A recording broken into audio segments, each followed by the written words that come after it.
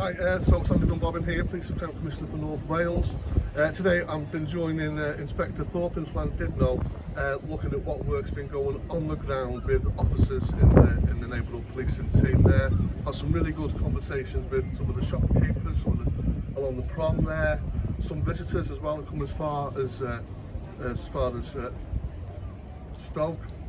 It's been really nice speaking to everybody walking along, everyone saying how clean it is, and all these visual things that we see in our day-to-day life. They can really have a meaningful and big impact on how that affects criminality. You know, it's like that broken window syndrome. But I'm really pleased to know the work that Inspector Thorpe and the team are doing locally here, and the impact that's having in a really positive way. So many thanks to Inspector Thorpe and the neighbourhood policing team here in Conway.